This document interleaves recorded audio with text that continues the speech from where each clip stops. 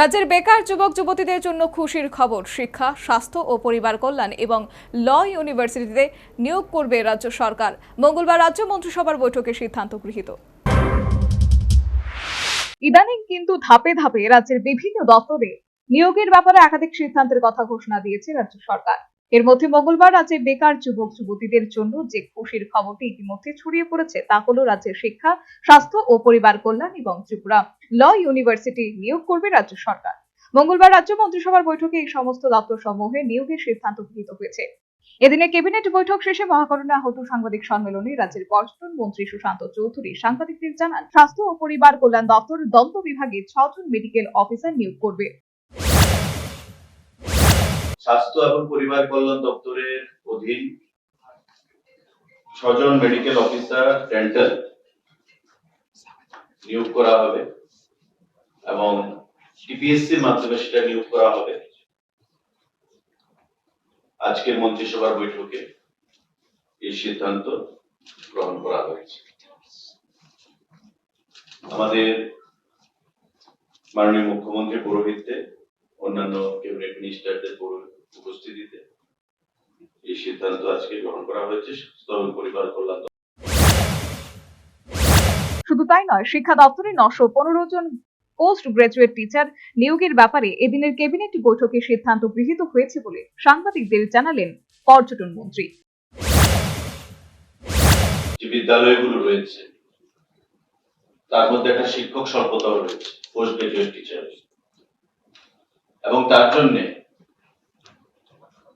শিক্ষা দপ্তর সিদ্ধান্ত গ্রহণ করেছে যে 915 জন পোস্ট গ্রাজুয়েট টিচার নতুন ভাবে নিয়োগ করা হবে রাজ্যের বিভিন্ন স্কুলগুলোতে প্রদান করার জন্য।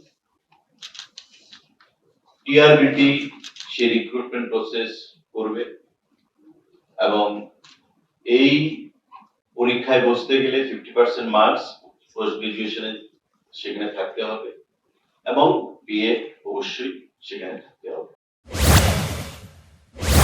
এখানেই শেষ নয়, শিক্ষা দপ্তরে 700 গ্রাজুয়েট টিচার নিয়োগ করা হবে বলেও জানালেন পর্যটন মন্ত্রী। আমাদের 700 জিটি গ্রাজুয়েট টিচার ক্লাস 9 এবং 10 এর জন্য নিয়োগ করার সিদ্ধান্ত গ্রহণ করা হয়েছে এবং দপ্তরের যা আরআর রয়েছে সেই আরআর মোতাবেক এই 700 টিচার নিয়োগ করা হবে। রাজ্যের ক্লাস 9 নবম স্ট্যান্ডার্ড এবং দশম স্ট্যান্ডার্ডের কথা মাথায় রেখে সারা রাজ্যের বিভিন্ন স্কুলগুলোর জন্য 915 জন পোস্ট গ্রাজুয়েট টিচার পিজি এবং 700 আমাদের গ্রাজুয়েট টিচার জিটি নিয়োগ করার সিদ্ধান্ত সেখানে ঘোষণা করা হয়েছে।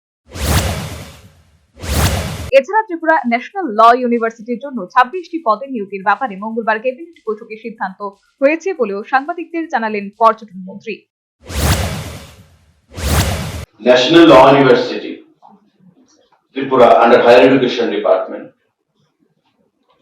37 খানা পোস্ট, এখানে professor, associate professor, assistant professor, deputy registrar, assistant registrar, total 37 খানা পোস্ট ত্রিপুরা ল ইউনিভার্সিটির জন্য নিয়োগ করা হবে। এটা রাজ্য সরকার হায়ার এডুকেশন ডিপার্টমেন্টের তরফ থেকে সিদ্ধান্ত গ্রহণ করা হয়েছে, কিন্তু রিক্রুটমেন্ট প্রসেস সম্পূর্ণটাই ল ইউনিভার্সিটি স্বয়ং করবে, রাজ্য সরকার সেটা করবে না।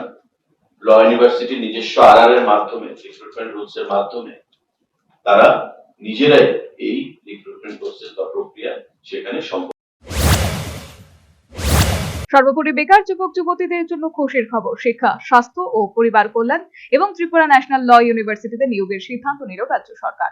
মঙ্গলবার রাজ্য মন্ত্রিসভার বৈঠকে গুরুত্বপূর্ণ সিদ্ধান্ত গৃহীত হয়। Bureau report, news vanguard.